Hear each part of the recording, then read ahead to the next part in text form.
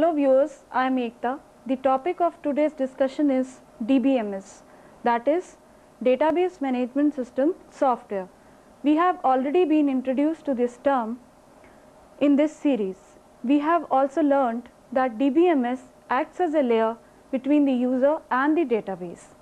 Let us now understand what is DBMS in more detail. The objectives of this discussion are to explain functions of DBMS, to discuss advantages and disadvantages of DBMS. The responsibilities of DBMS are to allow users to set up their data, to process all data requests, to allow concurrent access to database, to provide recovery facilities. For example, in case any failure occurs, DBMS must be able to recover the database to a consistent state. Let us now discuss the 5 major functions of DBMS. The first is to support data access. Second is to support data independence. Third is to support data control or data protection. Fourth is to reduce data redundancy. And fifth is to provide support of a data model. Now let us discuss each of these functions in detail. Function 1, that is data access and data sharing. The steps involved in data access are: the application program determines which data is needed and it communicates data requirements to the DBMS. The DBMS checks to see if the required data is in the database and that whether this program is allowed to retrieve it or not.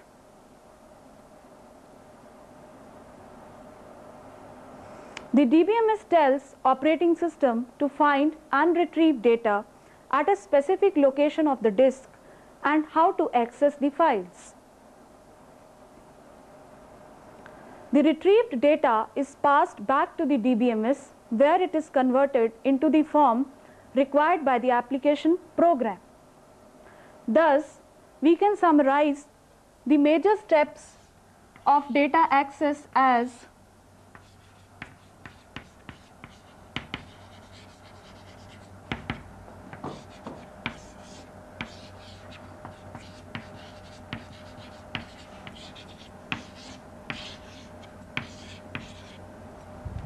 the data request travels from application program to DBMS. DBMS makes some kind of checks on the data request and sends it to the operating system. The operating system, after retrieving the required data, sends it back to the DBMS, and the DBMS, after converting the data into the required format, sends it back to the application program. Thus, DBMS acts as a layer between the user and the database.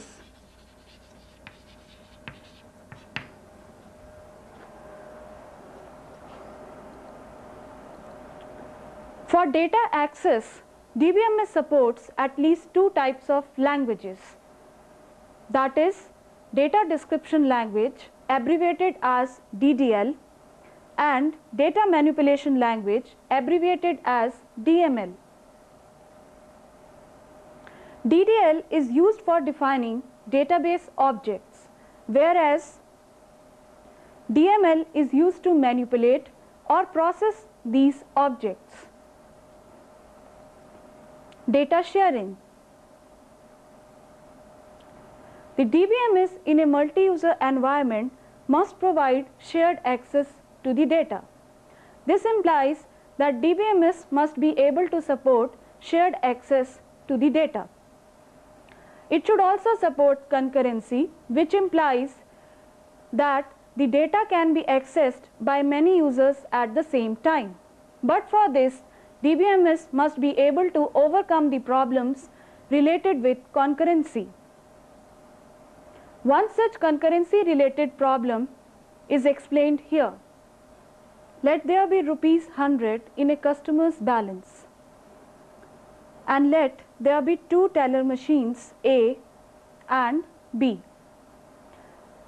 And let us suppose that both of them read ₹100 simultaneously as customer's balance. Let A tries to add ₹50 to his account, whereas B tries to subtract ₹5 from his account. Now, if A happens to save the results later than B, then the output will be 150. Whereas if B happens to save the result later than A, then the result will be 95. But the desired result is ₹145. Thus, what teller A and B are doing is they are overwriting each other's result, which is not desired. Such concurrency problem should be solved by DBMS by ensuring that either one user should be capable of writing the shared data. Let us now discuss function 2 of DBMS, that is to support data independence. Let us understand what is data independence. Data independence means that applications do not change with change in storage and access technique. That is, applications are independent of storage and access strategy. This also means that application programs can be developed independent of the underlying file structure. This means whatever is the file structure, the application program should be totally independent of that, and that the access methods are independent of programs, which implies that whatever way we are accessing the data at the internal level should be totally independent of whatever way we make the application programs. The data independence is of two types. One is logical data independence. By logical data independence, we mean that the conceptual schema can be changed without affecting the existing external schemas. This change would be absorbed by the external conceptual mapping. For example, let us consider that there is a user in public relations department and the database contains employee details. This user in public relations department will be concerned with only the employee name and employee address, whereas a user in payroll department will be concerned with employee name, employee ID number, employee address and employee salary. The conceptual schema corresponding to these two external schemas will contain employee name, employee ID number, employee department, employee address, employee salary and his skill. Now, let us consider some change is made in the conceptual schema. For example, some new field is added into the conceptual schema. Then this change should be absorbed by the conceptual external mapping and should not be reflected in the external schemas of different users. Sometimes achieving logical data independence is not possible. For example, some field like employee name, which is being used in different external schemas, is deleted from conceptual schema.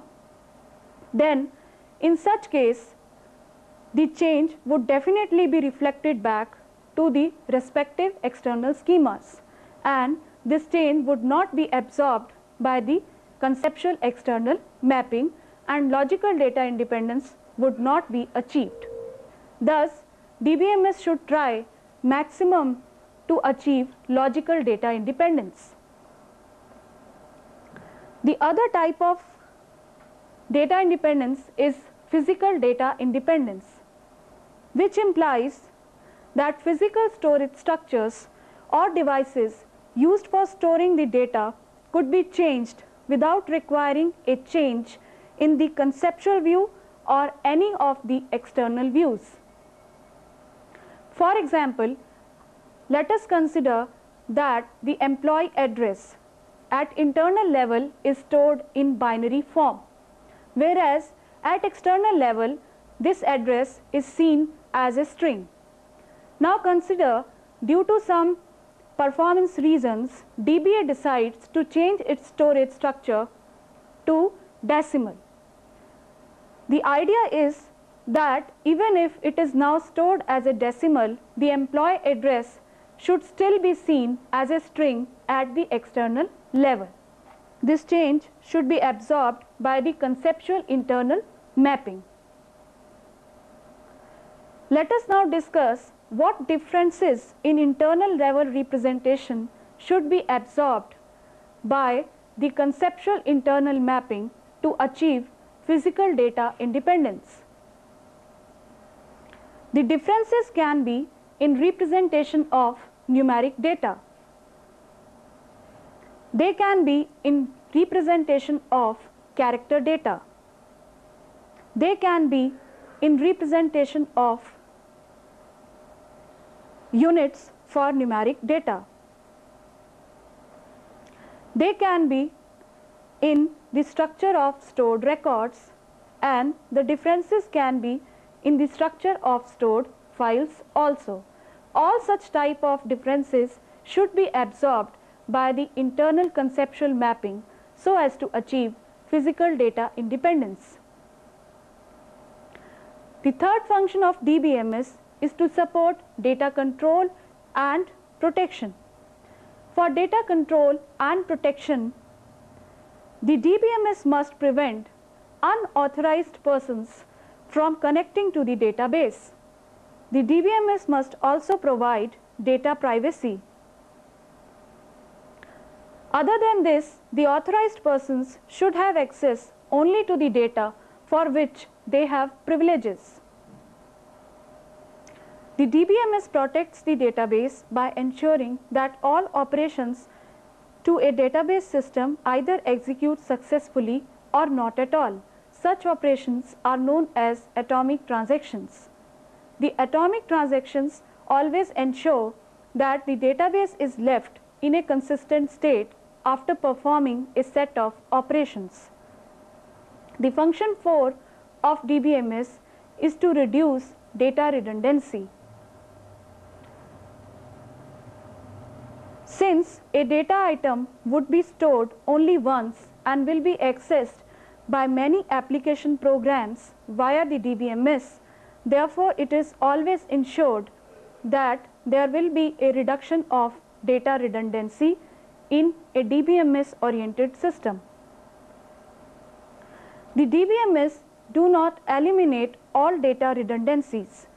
There will sometimes be a trade-off between the complete elimination of data redundancies and database performance, which implies that either there will be some data redundancy or there will be a better database performance.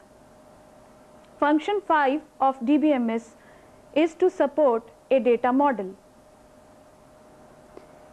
A data model is a method of representing data and relationships between data. Many data models like entity relationship model, which we have already discussed in this series, exist, but not all data models are supported by real database management systems.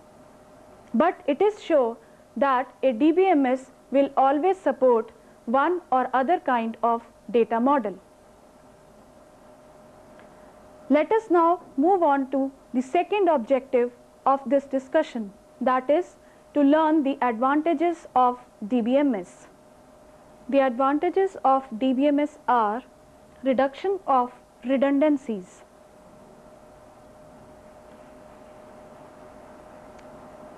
That is, the centralized control of data by DBMS avoids unnecessary duplication of data and effectively reduces the total amount of data storage required. This is a very important point which is supported only by the DBMS.